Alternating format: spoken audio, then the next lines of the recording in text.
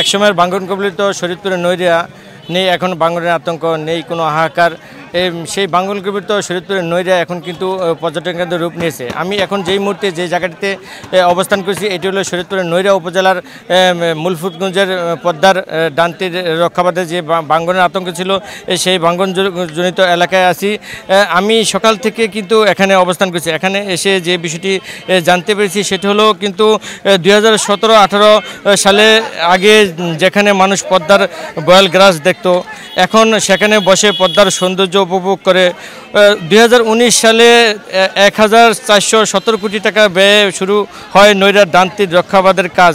এর মধ্যে 10.2 কিলোমিটার লম্বা এই বেড়িবাঁধের উদ্বোধন করা হয়েছে। কিন্তু এই উদ্বোধনের যে বেড়িবাঁধের পাশে কিন্তু 4 কিলোমিটার ওয়াকওয়ে রয়েছে, হাতিরঝিলের আদলে নির্মিত রয়েছে সেতু, পদ্মার নামার জন্য সিঁড়ি, গোসল করে কাপড় পাল্টানো কক্ষ, বসানো হয়েছে বেঞ্চ, স্টিল লাইট, আর বেড়িবাঁধের পাশে রয়েছে নানা জাতের শোভন বর্ধনকারী গাছ। এছাড়াও পর্যটন কেন্দ্রটি ঘিরে পদ্মার পাড়ে গড়ে উঠেছে অনেক হোটেল, মোটেল ও ভ্রাম্যমাণ দোকান। এতে অনেকের কর্মস্থানের সৃষ্টি হয়েছে, বেড়িবাঁধ হয় কর্মচঞ্চল ফিরেছে পদ্মা পাড়ে। আমি এখন কথা বলবো এখানকার যে ঘুরতে আসে একজন পর্যটকের সাথে, জানতে চাইবো যে আজকে এখানে ঘুরতে এসে ওনার কীরকম অনুভূতি প্রকাশ পাচ্ছে সেই বিষয়টি জানার চেষ্টা করব।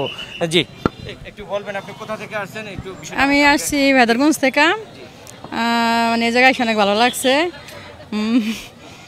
আর কি বলতো, এসে কেমন লাগলো? অনেক ভালো লাগছে ঈশা। হ্যাঁ, অনেক ভালো লাগছে। কখন আসছেন আর কেমন লাগতেছে অনুভূতিটা? কখন আসছেন, কেমন লাগতেছে সেই অনুভূতিটা একটু জানাবেন। হ্যাঁ, অনেক ভালো লাগছে। আইসি 3টা বাজে আসছি, এখন বাসায় চলে যাবো। মানে অনেক রাত হয়ে যেতেছে, মানে অনেক ভালো লাগছে ঈশা।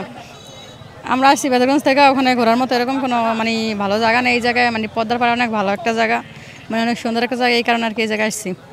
শুনছিলাম একজন পর্যটকের কথা। তো এখানে কিন্তু পর্যটকরা যে বিষয়টি আমাকে জানিয়েছেন সেটি হলো কিন্তু এখানে দূর থেকে যেসব পর্যটকরা আসে তারা কিন্তু থাকার মতো, যদি গভীর রাত্র হয়ে যায় সেখানে কিন্তু থাকার মতো তেমন একটা ব্যবস্থা নেই। এই কারণে কিন্তু তারা একটু অসন্তুষ্টি প্রকাশ করেছেন। আমি এখন জানার চেষ্টা করব আরেকজন পর্যটকের সাথে, যিনি দূর থেকে আসছেন, তার থেকে জানার চেষ্টা করব যে তিনি কোথা থেকে আসছেন এবং এসে তার কীরকম লাগতেছিল। জি, আপনি কোথা থেকে আসছেন, কেমন লাগতেছে? আমি দীর্ঘত 20 কিলোমিটার দূর থেকে আসছি। আইসা দেখলাম খুব ভালো পরিবেশ, খুব সুন্দর জায়গা। শরীয়তপুরে এরকম ঘোরার মতন জায়গা নেই।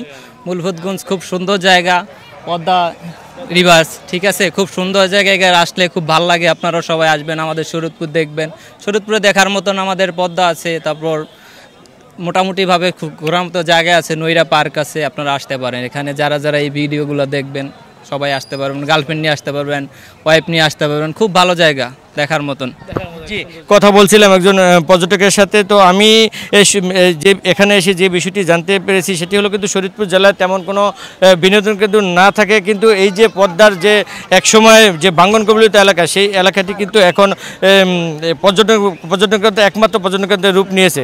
তো এখানে কিন্তু সেই সকাল থেকে কিন্তু রাত গভীর পর্যন্ত এখানে বিভিন্ন শরীয়তপুর জেলা সহ বিভিন্ন জেলা থেকে কিন্তু এখানে পর্যটকরা আসে, ভিড় করেন। এবং তারা যে বিষয়টি আমাকে জানিয়েছেন সেটি হলো কিন্তু এখানে যখন পর্যটকরা আসে, পর্যটকরা কিন্তু সন্ধ্যা এখানে সবচেয়ে বেশি যেই বিষয়টা উপভোগ করে সেটি হলো কিন্তু তারা এই সূর্য ডোবার, অস্ত যাওয়ার যে দৃশ্য, সেই দৃশ্যটি কিন্তু তারা উপভোগ করেন এবং পদ্মার উপরে বসে নদীতে পা ভিজান এবং সূর্য ডোবার যে সৌন্দর্য, সেই বিষয়টি কিন্তু তারা উপভোগ করে থাকেন। এখানে আমি এসে পর্যটকদের সাথে কথা বলে যেটি জানতে পেরেছি, পর্যটকদের একটাই দাবি, সেটি হলো কিন্তু তারা চায় যে এখানে দূর থেকে আসার পর কিন্তু তারা রাত্র হয়ে গেলে থাকার মতো তাদের কোনো ব্যবস্থা নেই। এই কারণে তাদের যদি হোটেল